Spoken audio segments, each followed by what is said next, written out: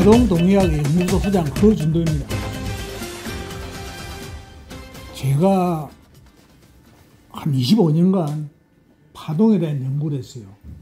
실제는 파동에 대해서 잘 아시는 분이 전 세계에서 별로 없습니다. 왜 그러냐면은 1939년도에 미국에서 이 파동에 대한 걸 땅속에 묻었습니다. 실제는 1934년도에 엄청난 일이 났어요. 무슨 말이냐면은 미국의 과학자 로얄 레이몬드 라이프라는 과학자가 1929년도에 17,000배 확대 핵력을 발명을 했어요.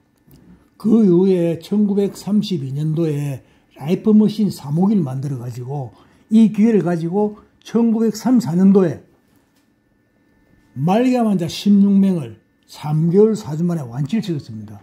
그러니까 암은 1934년도에 정복이 됐어요.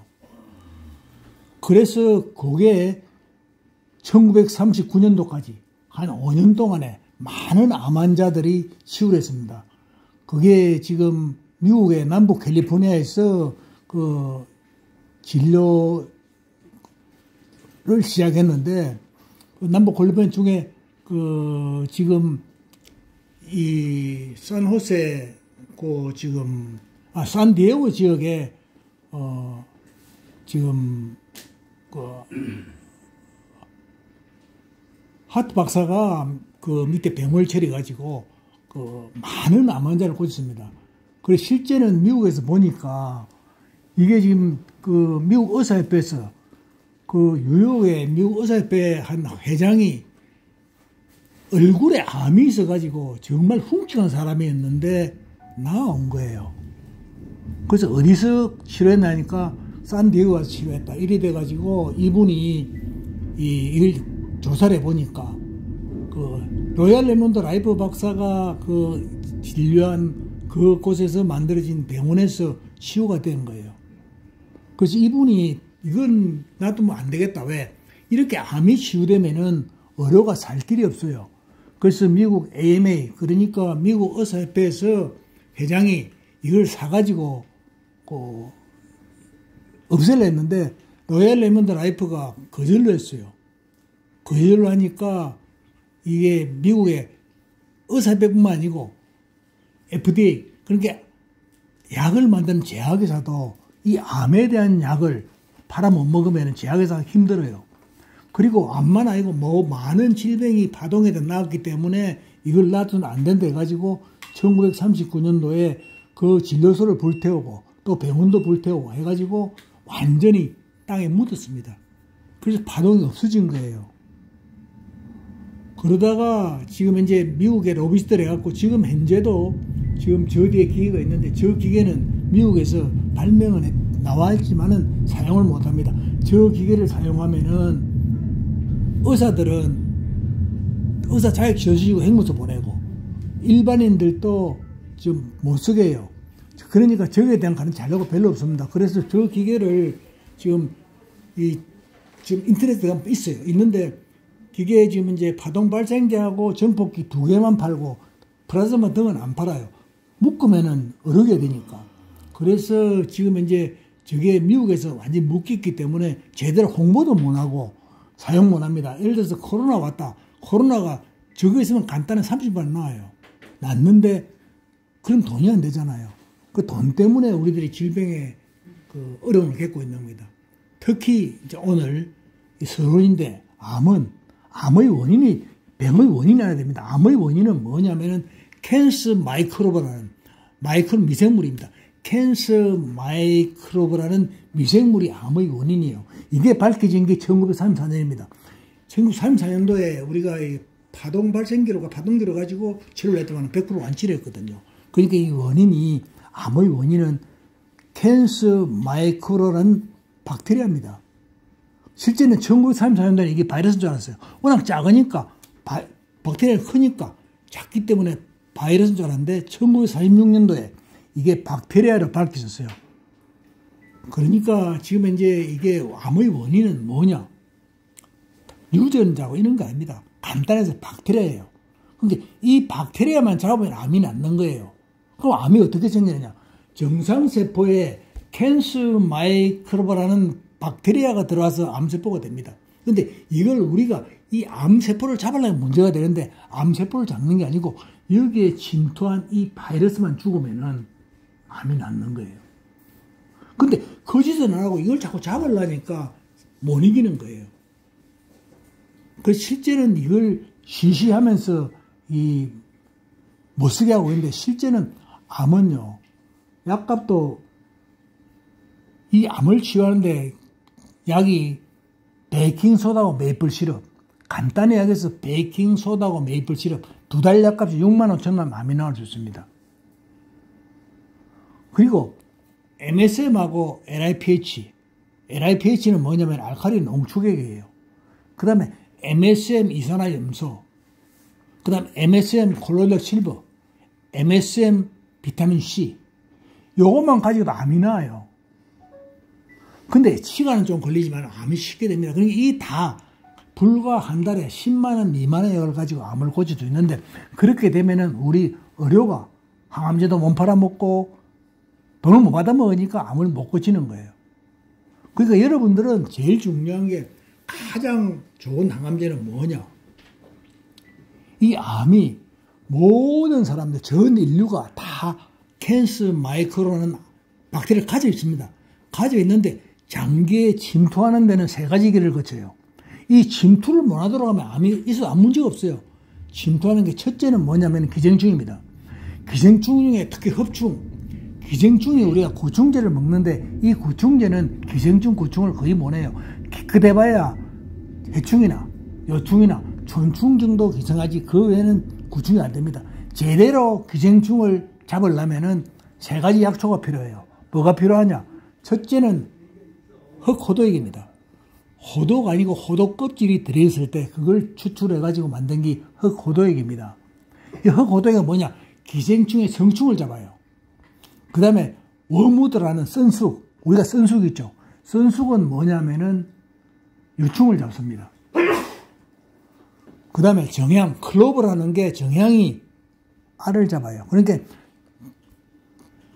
흑호도액과 선숙과 정향 이 3개를 가지고 기생충을 잡습니다. 이 기생충 잡는데 하루 만에 잡는 게 아니고 한 18일 걸려요. 18일 걸리고 그 이후에 마지막 성충을 잡기 위해서 한 3주 정도 하면 그 흑호도액을 더 묻습니다. 이렇게 하고 기생충 잡는 거예요. 간단히 구충제목 잡는 거예요. 그러니까 우리가 이 건강하기 위해서는 제일 먼저 기생충을 잡아야 됩니다. 그래서 기생충을 우리가 1년에 한 번쯤은 기생충을 잡아야 돼요. 그 두 번째는 뭐냐? 활성산소입니다. 여러분들 유기농 먹으라죠. 좋은 공기 마시라, 좋은 물 마시라죠. 그럼 왜 그러냐면은 활성산소를 덜 생기기 위해서. 우리가 활성산소는 뭐냐면은 우리가 우리 몸에 필요하게 합니다. 우리가 밖에 안 좋은 게 들어오면은 우리가 흰빛돌, NK세포나 T세포가 이 세균을 먹어요. 이 포식을 하게 되면 완전히 포만하게 되면 이걸 녹여야 되는데 이 녹이는 게 활성산소입니다. 그러니까 우리 몸이 1의 활성산소 필요하면 1만 만들었다 열을 만들어요. 그러니까 안 좋은 걸 먹으면 계속 활성산소가 필요한 만큼 1을 쓰고 9는 우리 조직을 파열시켜요. 이 조직을 파열시키는 데 통해서 캔스 마이크로브가 들어오는 겁니다. 미생물이. 그러니까 여러분들 이 활성산소가 정말 건강해. 그러니까 우리가 가장 활성산소가 많이 생기는 게 스트레스예요. 딴 거 아닙니다. 일단은 먹는 것보다 더 중요한 게 우리 스트레스. 그러니까 바보는 암에 잘 안 걸리죠. 왜? 스트레스 없으니까 암에 안 걸릴 수밖에요. 세 번째는 염증이에요. 염증이라는 게 우리가 밖에만 염증인데 우리 몸 내부에도 염증이 많습니다. 이 염증이 많이 생기는 거는 혈액순환이 안 되든지 이 염증이 생길 조건을 없애야 되는데 그렇기 위해서는 우리가 오메가3를 많이 먹어야 돼요. 오메가3를 우리가 본래 일반적으로 우리 인간이 오메가3와 오메가6가 1대4입니다. 근데 현대인들은요 거의 1대40입니다.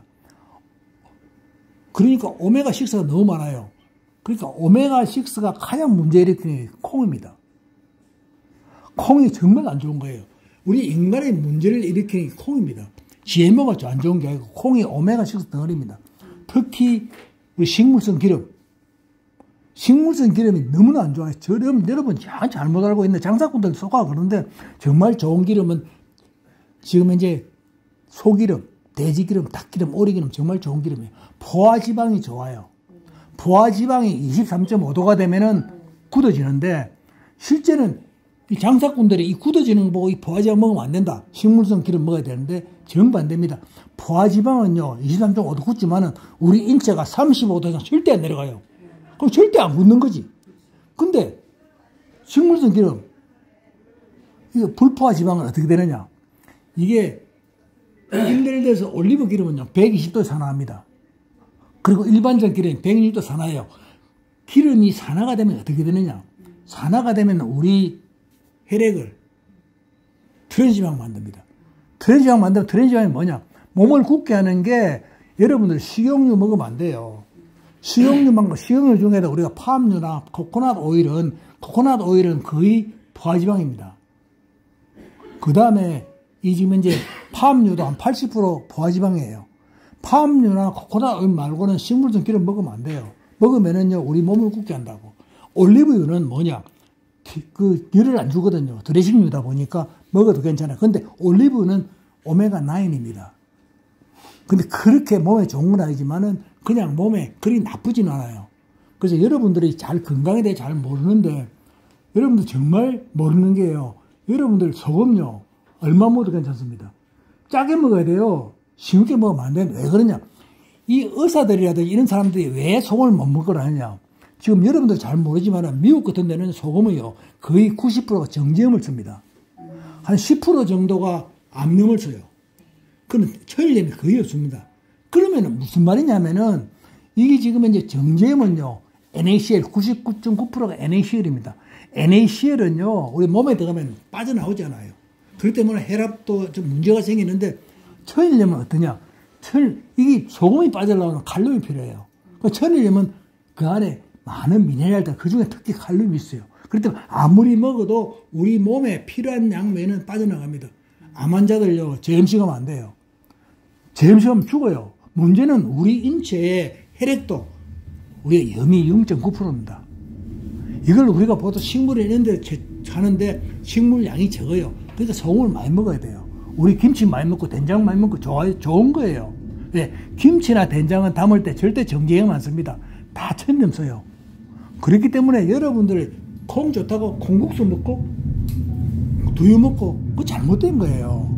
그 오메가6 덩어리입니다. 그러니까 우리가 몸에 염증을 없애려면은 지금 이제 오메가3 밸런스를 맞춰줘야 되는데 그래서 지금 이제 암 환자들은 식사를 오메가3 고단백 식사를 하는 겁니다. 그러니까 암 환자들을 나으려면 제일 먼저 해야 될 게 꼭지입니다.